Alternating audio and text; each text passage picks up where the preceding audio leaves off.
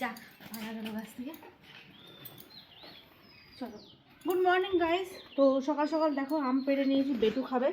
তো তার জন্য দেখো পেকে গেছে পুরো, এই দেখো পুরো পেকে গেছে। দেখো আম শেষ, মানে এই বছরের মতন আম কমপ্লিট।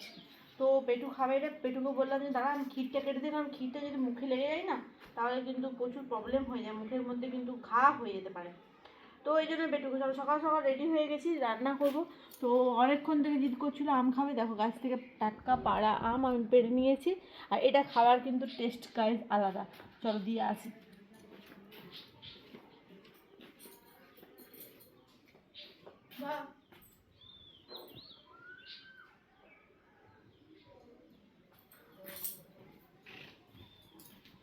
তো চলো ফাইনালি আম দিয়ে চলে এসেছি আমি, কারণ বেটু অনেকক্ষণ থেকেই বলছিল খাবো খাবো।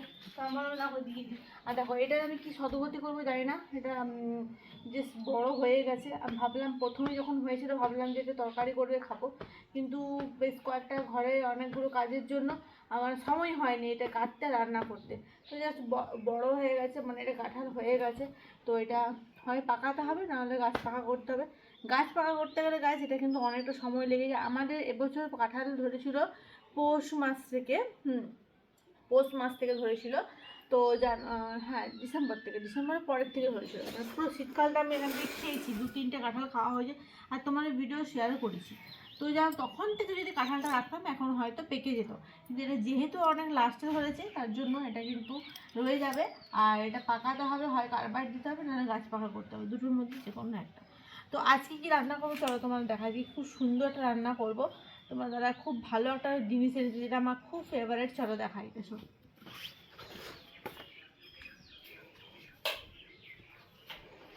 এটা হচ্ছে গিয়ে এই যে দেখো, সকালে স্নান টান করার আগে কিন্তু আমি ধুয়ে রেখেছি এই যে ছোট্ট ছোট্ট দেখতে পাচ্ছ চারাপোনা মাছ। এই মাছের ঝোল কিন্তু খুব সুন্দর লাগে, কাদের ভালো লাগে অবশ্য কিন্তু জানিও, আমার কিন্তু ব্যাপক ভালো লাগে। তো চলো আজকে এটা কী দিয়ে রান্না করবো তোমাদের পরের নেক্সট একটা ছোট ভিডিওতে দেখাচ্ছি।